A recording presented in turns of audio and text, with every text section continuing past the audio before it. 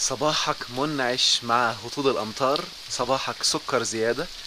لا بلاش سكر زيادة، مضر بالصحة. صباحك عسل. الحلقة دي يمكن هتكلم فيها عن خطورة انك تكون ايجابي على الدوام. يمكن الحلقة اللي فاتت كنت بتكلم عن التركيز، فرق كبير بين ان الانسان يركز دايما على الايجابيات وانه يكون ايجابي دوما. الانسان الايجابي دائما قد حكم على نفسيته بالدمار. يعني ايه بالدمار؟ من الطبيعي عشان يحصل توازن ان الانسان يكون بيحصل يعني زي الموجة كده او الويف، شوية فوق وشوية تحت. ده طبيعي جدا. ولكن محصلة التوازن دي تكون محصلة اقرب واكتر في الناحية الايجابية من السلبية. ده بيسميه الانسان المتنور او المستنير، وده اعلى بكتير من الايجابي. يعني ما تجيش، لان بعض الناس يمكن بشوفهم اللي مش دارسين سيكولوجي او علم نفس واهتموا بالتنميه البشريه، بتلاقيه بيقول لما تكون حزين او ما تكون زعلان ابدا فكر في افكار ايجابيه، غير تفكيرك وركز في خيالك على الحاجه الحلوه علشان تخرج من حاله الزعل دي. انتبه، علشان دي مصيبه كبيره. وركز معايا، لما يحصل لك موقف حزين يزعلك، مهم جدا تزعل، تعيش اللحظة، تتخنق، تفرغ الطاقة، تبكي. ابكي، وابكي باهتزاز وبصوت بصوت. اقفل على نفسك لو مكسوف، ابكي. خرج الحزن ده نص ساعة، ساعة يا سيدي. ولو موضوع كبير زي وفاة حد قريب خليها يوم، يومين معايا. ولكن بعد كده ابدأ غير أفكارك. لما تنفس عن الطاقة السلبية دي وتخرجها الأول، ابدأ فكر في الأفكار البوزيتيف الإيجابية واستمتع وانتعش. لأنك لو بقيت إيجابي على الدوام وجت لحظة من لحظات الحزن وكتمتها وغيرت تفكيرك، مرة مع مرة مع مرة هيحصل تراكم، والتراكم ده هيعمل أمراض، وأمراض خطيرة. انتبه. يمكن بفكركم بموقف النبي عليه الصلاة والسلام. يمكن لو قلت بصورة غريبة شوية، وانا بحب دايما كده اخد الحاجات الغريبة، ان البكاء سنة فعلية للنبي عليه الصلاة والسلام، والسنة الفعلية اقوى من السنة القولية. يعني كان بيفعلها. لما النبي الصحابة لقوه بيبكي قال ان العين لتدمع وان القلب ليحزن وإن لفراقك يا إبراهيم لمحزونون ولا نقول إلا ما يرضي ربنا. بالمناسبة النبي كان صابر، والصبر ملوش علاقة بالبكاء. ممكن تكون بتبكي، بتفرغ الشحنة اللي جواك، بتخرج الطاقة دي وانت في الحالة دي صابر. تخيل يعني. غلط اللي توارثناه من الناس، لما يكون حالة حزن وحد بيبكي يقوم داخل حد عاوز يخليه ايجابي، يعني يقول له ايه يا اخي اتقي الله اصبر، كأنه عاوزه يوقف الحزن او يوقف البكاء او المشاعر السلبية من الخروج. فانتبه عشان بس ما حدش يسيء الظن او يفهمها غلط. ده كان مهم ان انا اوضحه بعد الحلقة اللي فاتت. يبقى حاول من النهاردة ايا كان حالتك بقى، لو انت الدايم عندك او الحالة المستمرة بقالك فترة السلبيات، ابدأ النهاردة فرغ عن السلبيات وتركز على الايجابيات قدر الامكان طول اليوم. يوم بعد يوم بعد يوم بعد يوم هيبدأ التوازن يقلب في حياتك. هيبدأ الاكتر يكون الايجابيات والاقل السلبيات، لغاية ما توصل لمرحلة، وانا يمكن الحمد لله وصلت لها وبقولها لكم عشان تكونوا عايشينها بإذن الرحمن، ان انا والله قد يكون في السنة كلها 365 يوم ايام الزعل او ايام الحزن يعني لا تتعدى اصابع الايد الواحدة او الايدين لو الموضوع كان كبير. وفترة الحزن بتعدي بمنتهى السرعة، لا تستمر. فاحذر وخليك دايما ايجابي. عايز بس اوضح كمان حتة في موضوع الرادارات اللي اتكلمت عنها الحلقة اللي فاتت. الجو يمكن منعش و يعني مديني طاقة انتعاش كده. خليني افرجكم الاول على الحالة الممتعة دي، وبعدين ارجع الى الكلام على الرادارات بتاعت العالم.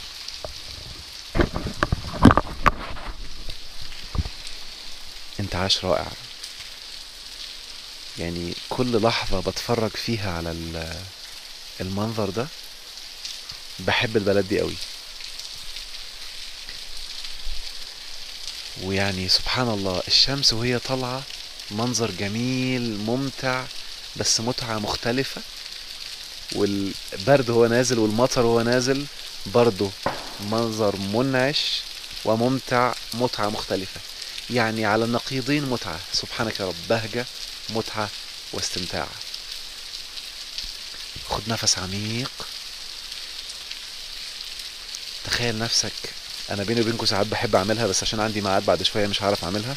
تخيل نفسك تحت المطر دلوقتي، نازل مستمتع، فارد دراعاتك في الهواء، ومستمتع بهطول الامطار زي الاطفال كده، وبتضحك من قلبك قوي.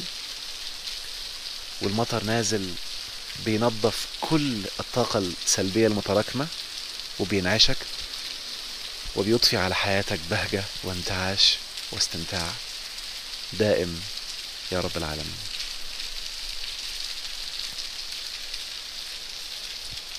طيب، خلصنا فقرة الانتعاش. نرجع لفقرة ال بركب المايك بس. نرجع لفقرة الافكار ورغبات العقل. يمكن عايز اوضحها النهارده بصورة اكتر. انا عملت مشهد كده غريب شوية. شايفين الصورة دي او الارض هنا؟ الارض هنا، وخليني بس اجيب المايك عشان يبقى الصوت واضح. الارض هنا فيها اوراق على اليمين واوراق على الشمال.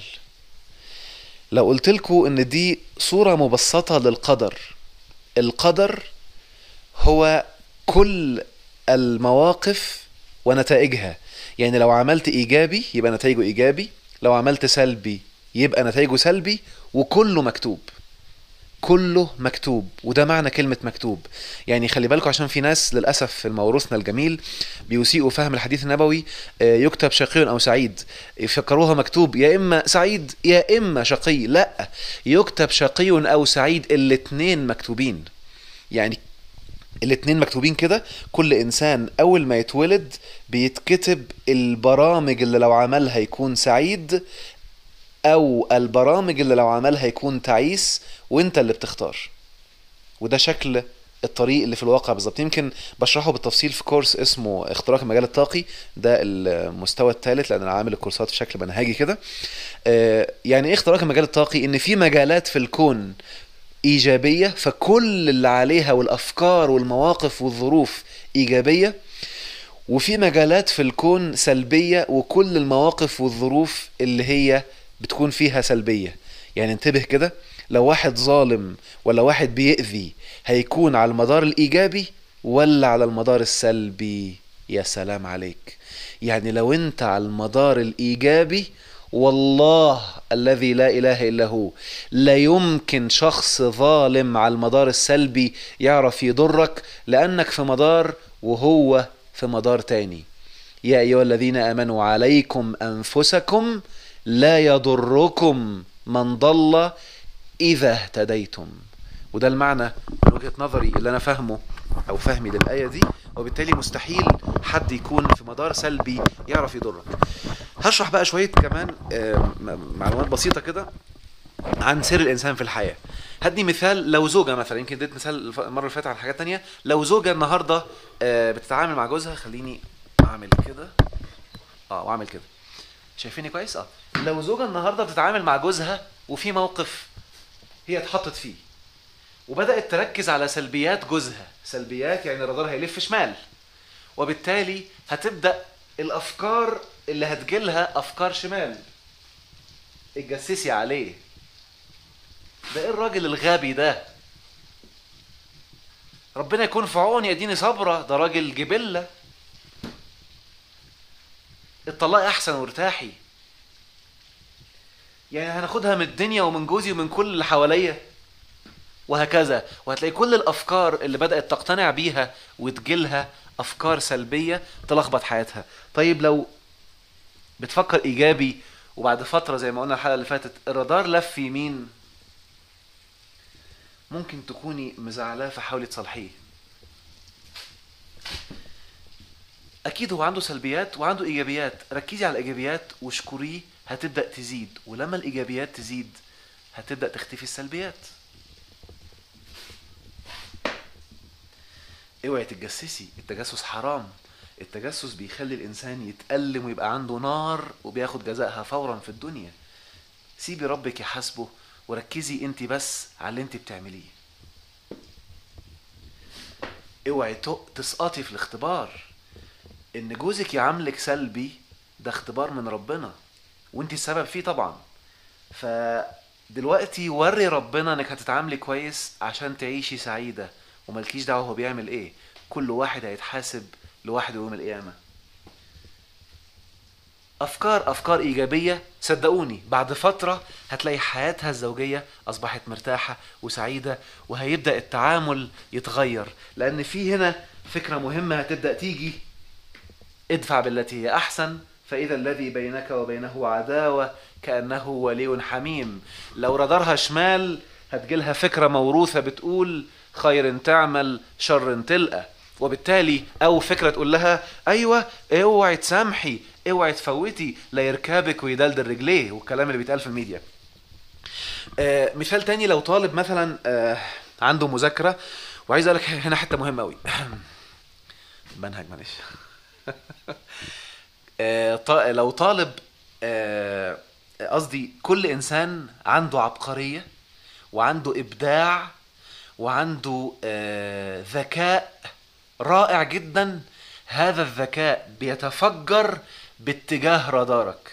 يعني لو طالب راداره شمال وعنده مواد صعبة او مواد كتيرة، مفيش حاجة اسمها صعبة، مواد كتير محتاج يدرسها، هيبدأ دماغه يشتغل شمال. هتجيله فكرة على الرادار ده: بقولك ايه، اعمل برشام. اوبا ده انا عندي مراقبين صعبين جدا. هتجيله فكرة شمال: انت عبقري، هعمل لك حتة برشام ولا الجن الازرق يكتشفه. التكنولوجيا استخدمها في البرشام وفي الغش. يقوم للأسف الشديد ياخد الأفكار دي ويبدأ يعملها، يقوم ينجح، تبقى شهادته شهادة مبنية على باطل يشتغل بيها، تبقى فلوسه جاية من باطل، ويلاقي حياته بعد فترة متدمرة وهو مش فاهم أنا عملت إيه، أنا مش عارف أنا بعمل إيه في الدنيا، وما يعرفش إن هو السبب. وطبعا لو استغفر وتاب لأنه ما كانش يعرف، إن شاء الله الرحمن ربنا يغفر له ويبدأ من جديد بنظافة. لو طالب بقى راداره إيجابي هيبدأ يفكر: ده كم معلومات أنا محتاج مخمخة عشان أفهمه. أنا هرتب مواعيدي وهبدأ من الأول، ويبدأ الأفكار اللي تسهل له والمواقف اللي تسهل له البداية تجيله في حياته ويبدأ يعملها. لو جات له معلومة صعبة، أكيد في ناس ممكن أسألهم وأتعلم إزاي أذاكر صح وإزاي يخلي المذاكرة ممتعة. بينتعش لما بيكون بيذاكر وتلاقيه مستمتع، ولما يبقى نفسه المدرس يسأله علشان يبين قد ايه هو حافظ ومذاكر ولامم المنهج كويس جدا. بيستمتع لما ياخد النتيجة لانه بيكون اخد جزاء جهده واخد جزاء سعيه اللي اجتهد فيه. يبقى مهم جدا، نرجع بقى للمطر. مهم جدا تركز، شفت الانتعاش؟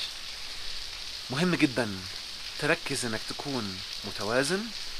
لما يجيلك حزن نفس عنه، وفي وسائل تنفيس ممكن نتكلم عنها بعدين، وخلي تركيزك دايما على الايجابيات بحيث رادارك يفضل في الاتجاه اليمين الى الابد. ويا رب يا رب تكون حياتكم كلها يمين في يمين، ومتعة وسعادة وروقان، وتتذوقوا جنة الدنيا قبل ان نتذوقها سويا مع بعض في الاخرة ان شاء الله الرحمن. وهفكركم باذن الله في الاخرة بالفيديو ده. اشوفكم على خير.